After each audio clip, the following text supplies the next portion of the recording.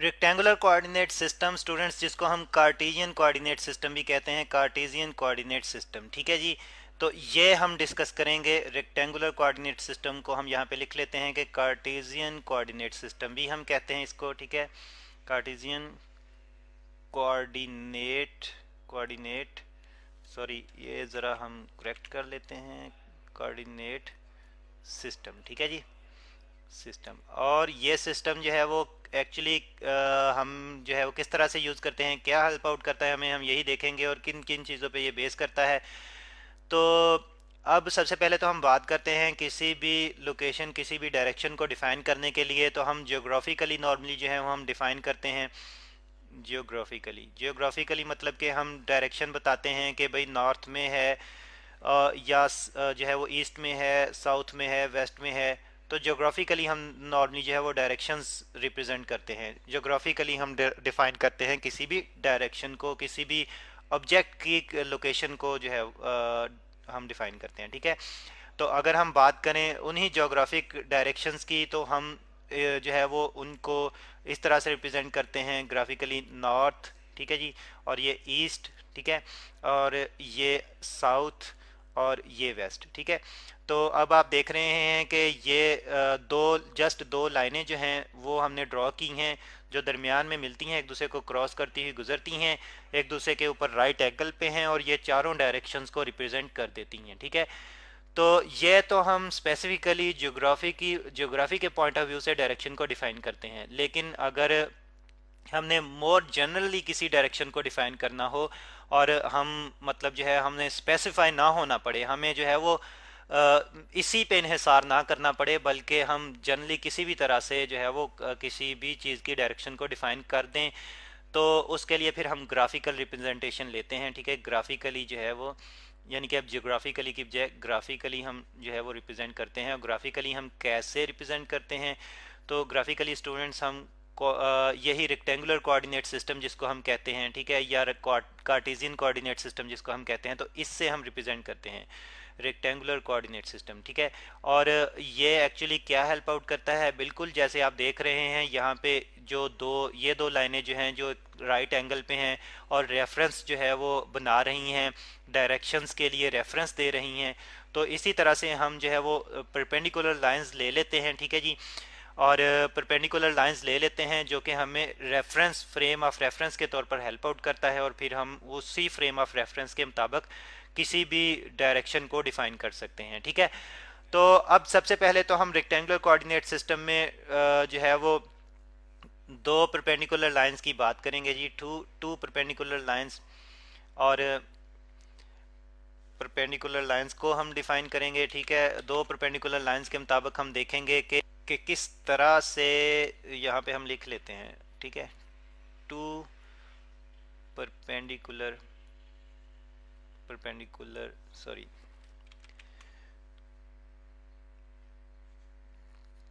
To perpendicular lines, ठीक है, यानी कि एक दूसरे के राइट एंगल पे ये लाइनें होंगी। अब यहाँ पे हम ये लाइनें ड्रॉ कर लेते हैं, ठीक है। और यहाँ पे एक लाइन जो है वो मैं वर्टिकली ड्रॉ कर लेता हूँ और दूसरी लाइन हॉरिजॉन्टली ड्रॉ कर लेते हैं, ठीक है।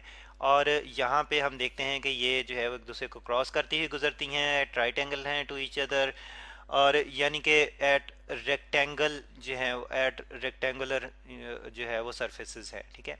यानी कि अगर हम इस प्लेन को देखें तो ये भी एक रेक्टेंगल प्लेन बन रहा है हमारे पास, ये भी एक रेक्टेंगल प्लेन बन रहा है, इसी तरह से चारों तरफ एक रेक्टेंगल प्लेन बन रहा है, ठीक है।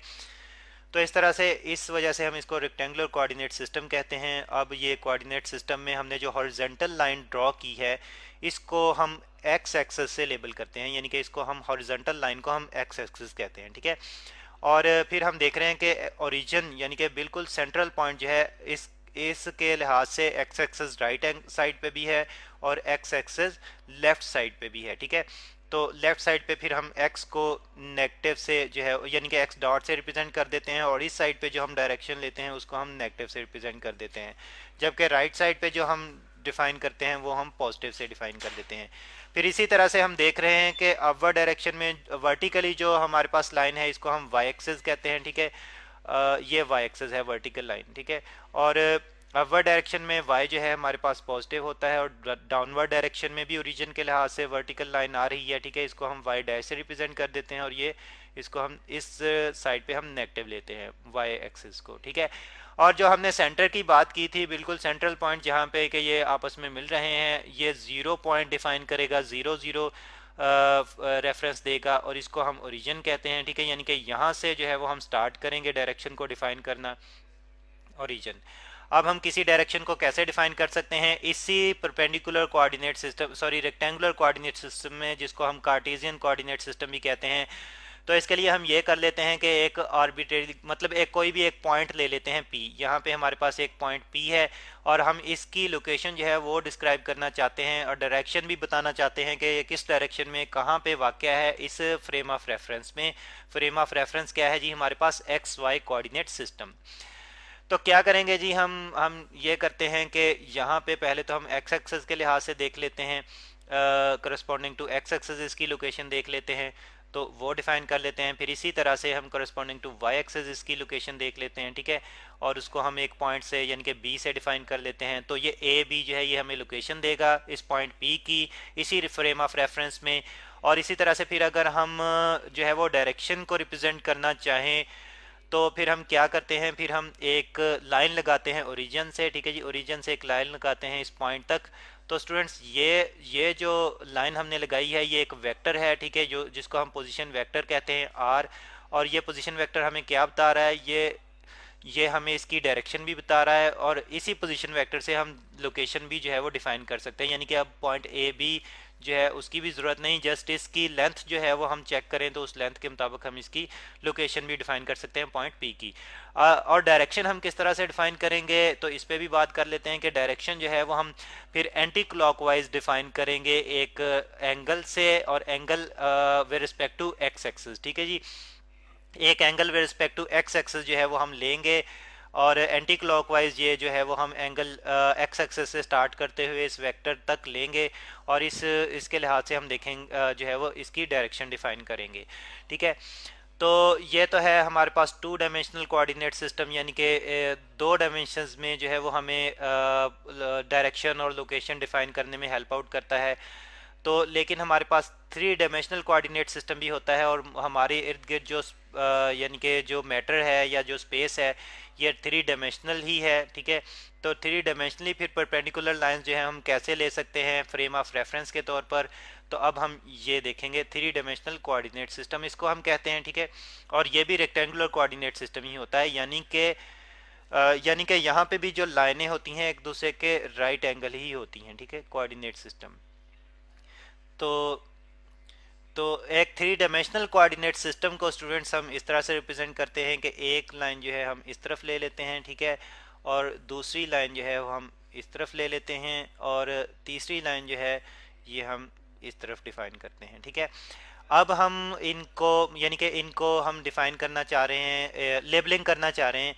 तो लेबलिंग के लिए फिर हम जो है वो स्टार्ट करते हैं हम नॉर्मली जो हमारे पास ये वाली साइड है यहाँ से स्टार्ट करते हैं, हम इसको एक्स एक्सेस डिफाइन करते हैं, ठीक है जी।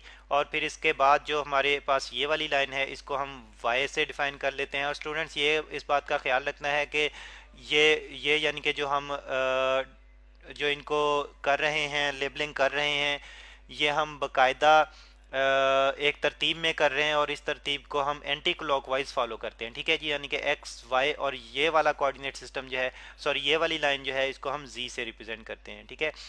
अब हमारे पास एक पॉइंट P है, बिल्कुल उसी तरह से जैसे हमने टू डायमेंशनल कोऑर्डिनेट सिस्टम में बात की थी पॉइंट P की लोकेशन की और डायरेक्शन की।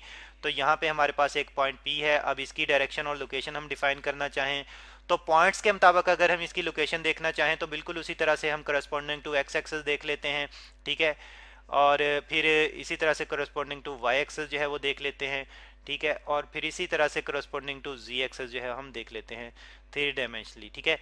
लेकिन अगर हम एक वेक्टर से रिप्रेजेंट करना चाहें इसकी डायरेक्शन को और लोकेशन को तो फिर उसके मुताबिक हम ये करते हैं कि एक इस ओरिजिन से स्टार्ट करते हुए एक वेक्टर जो है वो ड्रॉ करते हैं इस पॉइंट तक, ठीक है। एक लाइन ड्रॉ करते हैं, इस लाइन की जो लेंथ है वो हमें मैग्नीट्यूड देती है और ये मैग्नीट्यूड हमें लोकेशन बताती है with respect to this frame of reference. और ये फ्रेम ऑफ रेफरेंस क्या है, थ्री डायमेंशनल कोऑर्डिनेट सिस्टम है।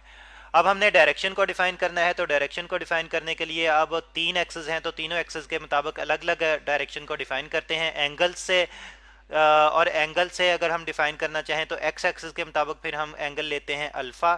ठीक है जी, एक्स एक्सिस के मुताबिक हम अल्फ़ा एंगल से डिफाइन करते हैं पी की पोजीशन को, और वाई एक्सिस के मुताबिक फिर हम जो है वो एंगल बीटा से डिफाइन करते हैं पी की पोजीशन को। ठीक है, सॉरी डायरेक्शन को। और फिर जी एक्सिस के मुताबिक स्टूडेंट्स हम एक एंगल गैमा से डिफाइन करते हैं पी की डायरेक्शन को। तो अब यहाँ पे हम थ्री डायमेंशनल कोऑर्डिनेट सिस्टम में तीन एंगल से जो है वो पी की डायरेक्शन डिफाइन कर सकते हैं। तो ये कोऑर्डिनेट सिस्टम जिसको हम कार्टेशियन कोऑर्डिनेट सिस्टम या रेक्टेंगुलर कोऑर्डिनेट सिस्टम कहते हैं, तो ये हमें हेल्प आउट करता है किसी भी डायरेक्शन को, किसी भी वेक्टर की डायरेक्शन को जो है वो डिफाइन करने के लिए, और डायरेक्शन हम रिप्रेजेंट करते हैं एंगल्स के मुताबिक। तो स्टूडेंट्स ये है कार्टेशियन कोऑर्डिनेट सिस्टम या रेक्टेंगुलर कोऑर्डिनेट सिस्टम।